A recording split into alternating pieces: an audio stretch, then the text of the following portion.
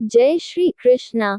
दोस्तों, फिर से लेकर आए हूँ एक कहानी जो है तो छोटी पर उद्देश्य बड़ा है। दोस्तों, बड़ी ही अच्छी बात कही है किसी ने कि भगवान से बड़ा भगवान का नाम होता है, और जो उसको जपता है भगवान खुद उसकी जीवन रूपी नाव चलाते हैं। दोस्तों, आज की कहानी है एक ऐसे व्यक्ति की जो दिन रात कृष्ण का नाम जप करता रहता था।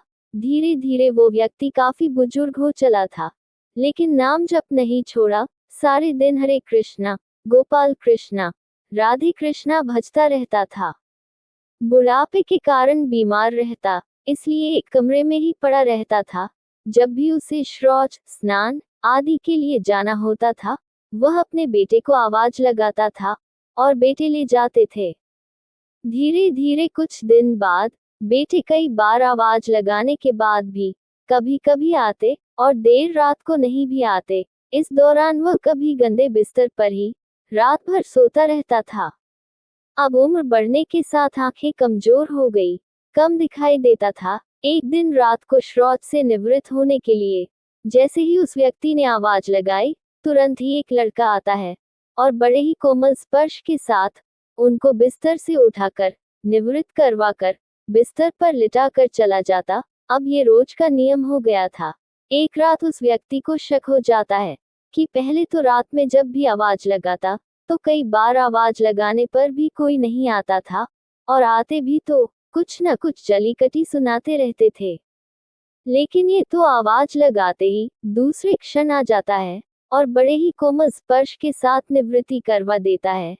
एक रात वह व्यक्ति उसका हाथ पकड़ लेता है और पूछता है, सच बता तू कौन है? मेरे बेटे तो ऐसे नहीं है। तभी अंधेरे कमरे में एक अलौकिक उजाला हुआ और उसे लड़के रूपी कृष्ण ने अपना वास्तविक रूप दिखाया। वह व्यक्ति रोते हुए कहता है, हे प्रभु, आप स्वयं मेरे निवृत्ति के कार्य इतने दिनों से कर रहे हैं। कृष्ण कहते हैं कि मेरे भक्त मुझे अत्यंत प्रिय है, इसलिए उनके कष्टों में मैं हमेशा उनके साथ खड़ा रहता हूँ। तब वह व्यक्ति बोला, भगवान, यदि मुझसे इतना ही आप प्रेम करते हैं तो मुझे मुक्ति ही दे दीजिए ना प्रभु।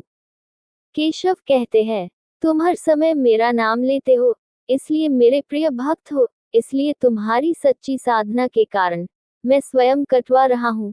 वह व्यक्ति कहता है कि प्रभु, क्या मेरे प्रारब्ध आपकी कृपा से भी बड़े हैं? क्या आपकी कृपा मेरे प्रारब्ध को नहीं काट सकती? प्रभु कहते हैं कि मेरी कृपा सर्वोपरि है, इससे तुम्हारे प्रारब्ध अवश्य कट सकते हैं, परंतु अगले जन्म में तुमको फिर से जन्म लेकर यह प्रारब्ध तो काटने ही पड़ेंगे।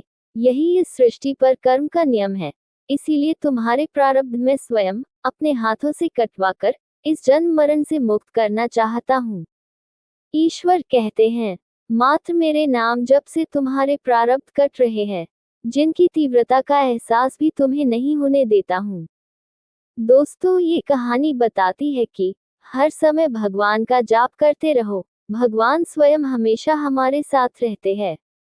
दोस्तों, कहानी अच्छी लगी हो तो वीडियो को लाइक, शेयर और कमेंट में जय श्री कृष्णा अवश्य लिखिएगा, और हमारे चैनल को सब्सक्राइब अवश्य कीजिएगा। धन्यवाद। जय श्री कृष्णा। हरि हर।